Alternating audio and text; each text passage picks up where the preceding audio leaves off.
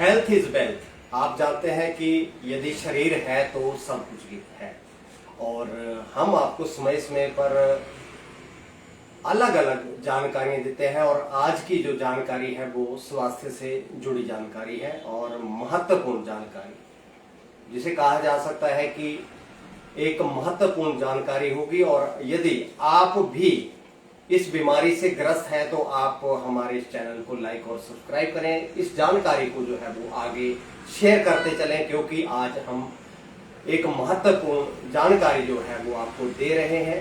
Heading आपने पढ़ लिया होगा, गठिया से जानकारी। और बड़ी बात यह है कि हमारे से आज जो चिकित्सक जुड़े हैं, पुराने चिकित्सक, सरकारी सेवाओं में अपनी ड्यूटी निभा चुके चिकित्सक डॉक्टर एस.के. भाटिया हमारे साथ हैं। और एस.के. भाटिया आज गठिया से जुड़ी समस्याओं को लेकर आपसे बातचीत करेंगे। यदि आपका कोई प्रश्न है तो आप जरूर कमेंट बॉक्स में रखें और आपके प्रश्न का उत्तर भी हम साथ साथ में देंगे।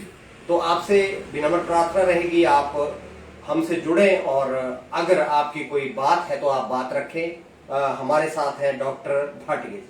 भाटिया जी, आपका बहुत बहुत स्वागत है हमारे। धन्यवाद सर, धन्यवाद जी। डॉक्टर भाटिया, सबसे पहले तो मैं आपसे थोड़ी सी जानकारी लेना चाहूंगा। आप पालमपुर में कब से कब तक रहे, कितना समय आप यहाँ अपनी सेवाएं दे चुके हैं? मैं सर पालमपुर में 91 से लेके 2000 तक रहा जी। फिर 2000 से फिर मैं चला गया फ्रेड जी। फ्रेड के बाद फिर मैं 2003 में पालमपुर आया और 2006 तक रहा। मैंने 14 साल पालमपुर सिविल हॉस्पिटल में अपनी as a general medical officer मैंने अपनी सेवाएं दी जी। जैसा कि आप सुन रहे हैं भाटिया जी को, भाटिया हमारे साथ है और इन्होंने बताया कि जनरल मेडिकल ऑफिसर के बतौर इन्होंने अपनी सेवाएं दी। और आज हम गठिया को लेकर बात करेंगे। भाटिया जी, ये जो आर्थराइटिस है, गठिया, सबसे पहले मैं ये जानना चाहूंगा कि गठिया की जो बच्चों में है ये ज्यादा दिक्कत, या बड़ी उम्र के या वृद्ध लोगों में? ये 3 कैटेगरीज हैं। इनमें से कौन सी जो श्रेणी है उसमें ये दिक्कत ज्यादा आ रही है? ये मिडिल एज ग्रुप के जो है, more than 40 years of age जो है, ये है तो ये बीमारी ऑटोइम्यून डिजीज है जी, अंदर से पैदा होती है। कई लोग ऐसा बोलते हैं कि भी ये खाने पीने की बीमारी है, कोई जो मतलब कि हाई प्रोटीन डाइट लेते हैं, जैसे कोई मीट वीट खा लेते हैं, कोई और चीजें, उनसे हो जाती है। लेकिन मैंने मतलब कि ये देखा गया कि ऐसे भी हैं जिन बंदों ने ऐसी चीजों को कोई इस्तेमाल नहीं किया, रूटीन अपनी दाल सब्जी भी खाते हैं, उनको भी हो जाती है। तो ये शरीर के अंदर से पैदा होती है। इसमें क्या होता है कि जैसे यूरिक या यूरेट क्रिस्टल हैं वो जॉइंट पे जमा हो जाते हैं। जैसे गॉट्री आर्थराइटिस, अभी ने सुना होना कि जो गॉट्री आर्थराइटिस है वो पैर के अंगूठे से शुरू होती है।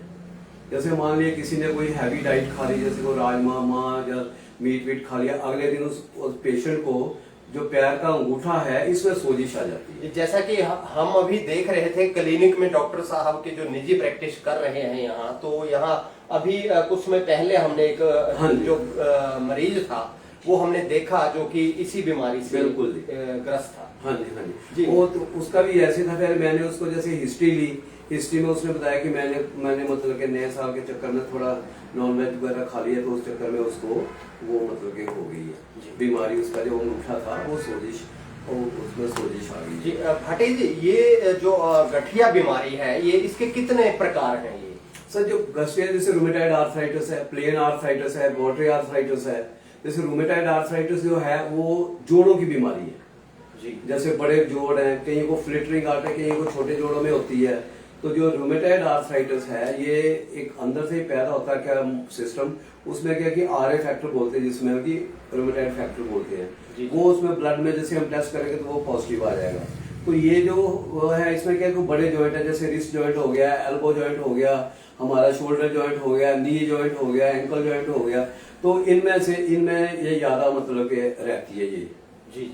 दर्शकों, मैं आपसे पुनः प्रार्थना करूंगा, यदि आप भी गठिया बीमारी से जूझ रहे हैं तो डॉक्टर साहब हमारे साथ हैं और आपकी हर समस्या का निदान जो है वो आप रख सकते हैं। बात ये अभी आपको बताएंगे डॉक्टर साहब। ये अगर जैसे किसी को पेन जो है पूरी बॉडी की हड्डियों में आए तो ये कौन सी फिर श्रेणी में होगी? तो सर ये जो है ना, ये हड्डियों की वीकनेस, ऑस्टियोआर्थराइटिस जिसको बोलते हैं, कि with the passage of age, जैसे हमारे 40, 45, 50 साल के आदमी है, उनमें जो बोन डेंसिटी है वो थोड़ी कम हो जाती है। उसकी वजह से हमारी जो मतलब बोन डेंसिटी, जो हड्डी में गाढ़ापन होता है वो पोरस हो जाता है, मतलब कि कम हो जाता है। तो उसकी वजह से बॉडी में सभी हाँ जी, उसमें सभी मतलब कि ये चेंजेस आ जाती हैं। तो उसके लिए मतलब कि पूरी बॉडी में बंदे को मतलब कि पेशेंट को दर्दें रहती हैं, फिर वीकनेस रहती है, चलने फिरने में दिक्कत हो जाती है। तो ये सारे इसके साइन एंड सिम्टम रहते हैं उसके ऑस्टियोआर्थराइटिस ऑल ओवर बॉडी में जो होता है। तो डॉक्टर साहब इसके लिए क्या बचाव रहेगा? इसके लिए वो सारे यही बोलते हैं कि अच्छी डाइट खाइए, दूध वगैरह पिए, थोड़ा धूप ताप में भी बंदा बैठे, उससे भी थोड़ी हमारी डेंसिटी वगैरह थोड़ी ठीक हो जाती है। जैसे एक्यूट फेज है, किसी को ज्यादा ही दिक्कत आ जाती है, फिर उसको हम मतलब के जो मेडिसिन है वो हम मतलब कि हफ्ता 10 दिन के लिए आदमी को प्रिस्क्राइब कर देते हैं और उसको ये बोलते हैं कि दूध वगैरह खाओ और थोड़ा प्रोटीन वगैरह जैसे डाइट है जो मतलब कि नॉन वेज वाला प्रोटीन है वो थोड़ा कम कर दें और मतलब कि छिलके वाली दालें थोड़ी कम कर दें और बाकी दवाई खाएं, उससे ये ठीक हो जाती है। अल्कोहल की जो मात्रा है उसमें भी कुछ परहेज करना होगा? बिल्कुल सर, अल्कोहल से तो ये बहुत ज्यादा बढ़ती है जी। क्योंकि जो अल्कोहल पीते हैं वो साथ में कुछ खाएंगे भी, वो भी हाई प्रोटीन राइट मतलब के रिच जैसे मीट शीर वो ऐसे वो पसंद करते हैं, उससे फिर ये ज्यादा बढ़ जाती है। जी। तो अल्कोहल तो सर स्ट्रिक्टली बैन। जी। तो आप सुन रहे हैं गठिया को लेकर जो है वो डॉक्टर साहब जानकारी दे रहे हैं। और क्या जानकारी आप देना चाहेंगे जो इस समस्या से मरीज जूझ रहे हैं? तो सर मैंने मैक्सिमम अपनी प्रैक्टिस में ये देखा, जो नी जॉइंट की ऑस्टियोआर्थराइटिस है ये बहुत कॉमन है, फिर ये एल्बो की है मतलब कि ये बहुत कॉमन है, फिर शोल्डर जॉइंट है, इसकी बहुत कॉमन है ये बीमारी।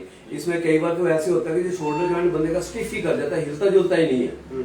तो उसको फिर हमने मतलब कि उसमें इंट्रा आर्टिकुलर जो जोड़ में टीके वगैरह लगते हैं वो हम लगाते हैं, प्लस तो मेडिसिन वगैरह दे के तब फिर उसको पेशेंट को ठीक कर देते हैं। यदि जल्दी हमारे पास पेशेंट आ जाएगा तो उसको ये चीज से हम बचा सकते हैं। जी, पालमपुर में भाटे जी आपने सेवाएं दी हैं। Right sir. भाटिया जी, सेवाओं दौरान सबसे ज्यादा आपके पास पेशेंट गठिया को लेकर हड्डियों की बीमारी के मतलब के आते थे, मतलब के मैक्सिमम ना लो बैक एक वाले हो गए पेशेंट, फिर सर्वाइकल स्पॉन्डिलाइटिस वाले हो जाते हैं हमारे पास पेशेंट, फिर ऑस्टियोआर्थराइटिस वाले पेशेंट मतलब के ज्यादा हो जाते हैं। ऑस्टियोआर्थराइटिस जो है ये फीमेल पेशेंट को थोड़ी ज्यादा होती है as compare to the male patient because of the hormonal disturbance in this case. जी, बच्चों को लेकर बच्चों में भी कोई दिक्कत ऐसी? बच्चों में तो बहुत ज्यादा कम है। सम टाइम कोई लाख में से एक आध पेशेंट कोई ऐसा बच्चा होता है जिसको जुवेनाइल आर्थराइटिस जिसको हम बोल देते हैं कि भी ये मतलब कि होती है,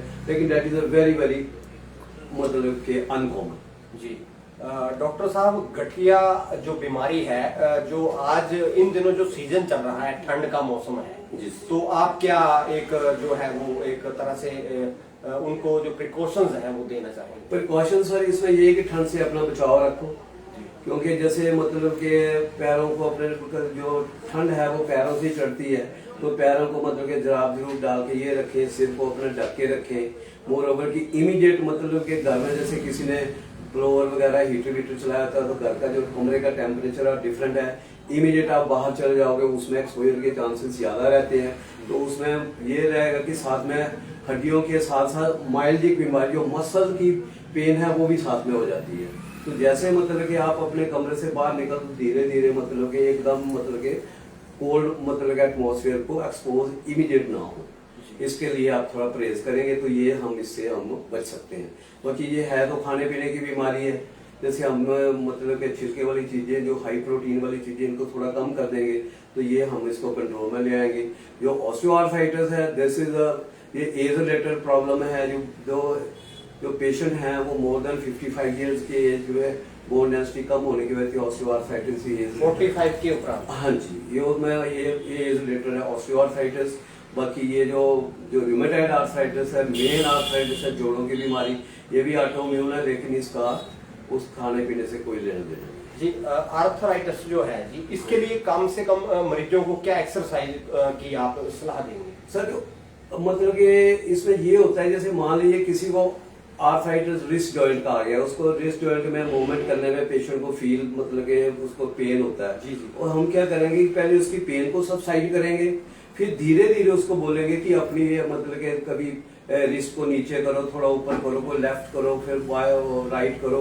इमीडिएट नहीं करना। जैसे आप इमीडिएट मतलब कि दर्द में आप एक्सरसाइज करोगे तो ये बीमारी और बढ़ जाएगी। पहले दर्द को कम करें फिर एक्सरसाइज करें, तब इसका फायदा है।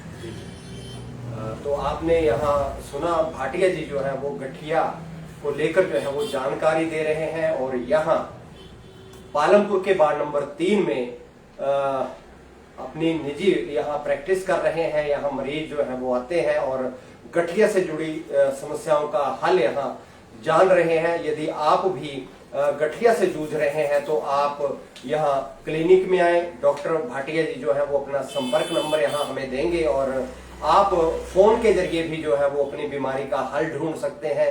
यहाँ पालमपुर के वार्ड नंबर 3 में यहाँ प्रैक्टिस कर रहे हैं, यहाँ भी आप जानकारी ले सकते हैं।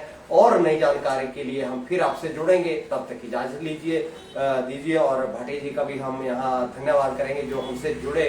और मैं चाहूंगा भाटिया जी अपना एक संपर्क नंबर जरूर दर्शकों के समक्ष रखें। मेरा जो क्लिनिक है बस अड्डे के बिल्कुल पास है, और इस नंबर है 94 180 84 515 जी। एक बार पुनः 94 180 84 515 जी। आपका बहुत बहुत धन्यवाद। Thank you sir. तो यहाँ आपने देखा भाटिया जी ने अपने विचार रखे इस बीमारी को लेकर, और भी जो बीमारियां यहाँ हैं, आम आदमी जो बीमारी से ग्रस्त रहता है, सारी जानकारी आपको देंगे। फिर नई जानकारी के साथ जुड़ेंगे, तब तक इजाजत दीजिए। नमस्कार।